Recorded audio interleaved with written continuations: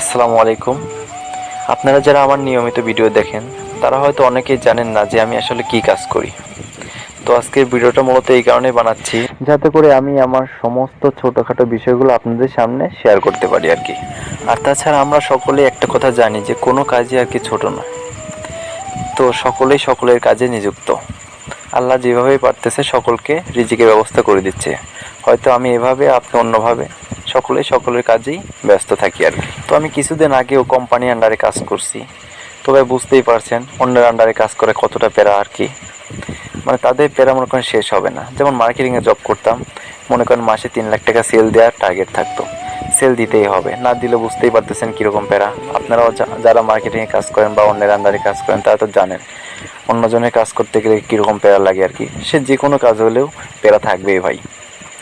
তো সেক্ষেত্রে আমি চিন্তা করতাম যে ওনাদের 3 লাখ টাকা সেল দিতে পারলে উনি আমার স্যালারি দিবে, যে ডিলার থাকবে তারও তো কিছু লাভাংশ থাকবে, তাই না? আর কোম্পানিও তো কিছু এমনি এমনি করতেছে না এত কিছু। তো সেই ক্ষেত্রে চিন্তা করলাম যে আমি 3 লাখ না পারি, আমি নিজেরটা নিজে করব। 1 লাখ পারি, 1.5 লাখ পারি, 2 লাখ পারি, যা পারি তাই করব। তাহলে আর কোনো প্যারা থাকবে না। এখন আমি আপাতত খুব ভালো আছি ভাই, চিলে আসছি, নিজের মন মতো কাজ করতেছি। যখন ভালো লাগছে যাচ্ছি, না মনে চাইলে যাচ্ছি না। এই যে ধরেন আমি সকাল 7টার দিকে বাসা থেকে বের হয়ে যাই।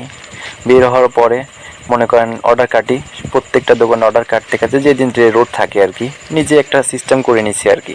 তো এইভাবে অর্ডার কাটা শেষ হলে আমি ধরেন দুপুর 12টা 1টার দিকে বাসায় চলে আসি। তো অর্ডার কাটা শেষ হয়ে গেলে কিন্তু আমি বাসায় এসে চুপচাপ বসে থাকি না ভাই। আমি সঙ্গে সঙ্গে কী মালে অর্ডার আছে সেইগুলো আমি যেমন সাজাই ফেলি, মাল গাড়িতে লোড দিয়ে দেই। যেমন আজকে যেগুলো অর্ডার হয়েছে অল্প কিছু, সেগুলো আমি গাড়িতে সাজাই ফেলছি। তো সাজাই ফেলার পরে আমি কি করব, এখন গোসল টোসল দিয়ে খাবার দাবার খেয়ে তারপর মনে করেন 2টা বা 3টার দিকে, মিনিমাম 3টার দিকে বের হইতে হয় আর কি। দোকানপাট খোলা থাকে না তখন, জানেনই তো আপনারা। তো 3টার পর থেকে আমি বের হয়ে যাই। তো যাই হোক 2-1 ঘন্টা আমি রেস্ট পাই। তো 3টার পরে আমি যখন বের হয়ে যাই, তারপর দোকানে প্রত্যেকটা দোকানে মাল আমি সবাইকে বুঝাই দেওয়ার পরে আস্তে আস্তে ধরেন আমার সন্ধ্যা 6টা কি 7টা বেজে যায়। তারপর আমি বাসায় চলে আসি। তাহলে বুঝতেই পারতেছেন এরপরে কিন্তু আমার কাছে আর তেমন কোনো প্যারা নাই। নিজে যতটুকু ইচ্ছা হয়েছে করছি আর কি। আর অন্য কোনো কোম্পানি আন্ডারে থাকলে প্রচুর পরিমাণ প্যারার মধ্যে থাকতে হতো, মাথা পুরো শেষ করে দিত, আপনারা তো জানেনই। তো এইভাবেই আমি আমার কাজটা প্রতিদিন করে যাওয়ার চেষ্টা করতেছি। এখন যদি আল্লাহ চায় সামনের দিকে হয়তো ব্যবসাটা একটু বড় করার চিন্তা ভাবনা আছে। তো যাই হোক কীভাবে কাজ করতে থাকি, দেখি কি হয়।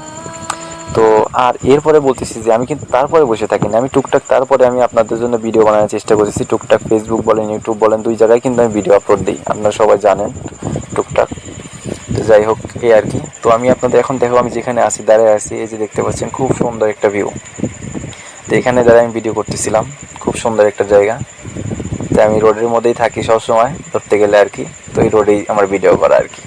তো আজকের ভিডিওতে অনেকটাই আপনারা দেখতে পেলেন। তারপরে যদি আপনাদের জানার কোনো কিছু থাকে তো অবশ্যই আপনারা আমার ভিডিওটাতে কমেন্ট করে জানাবেন কী সম্পর্কে জানতে চান। তারপরে আমি আপনাদেরকে সেই সম্পর্কে একটা ভিডিও বানিয়ে দেখাবো।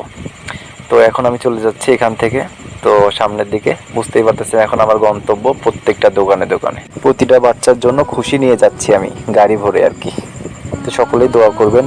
আর আমার ভিডিওটা ভালো লাগলে অবশ্যই লাইক, কমেন্ট এবং শেয়ার করে পাশে থাকবেন।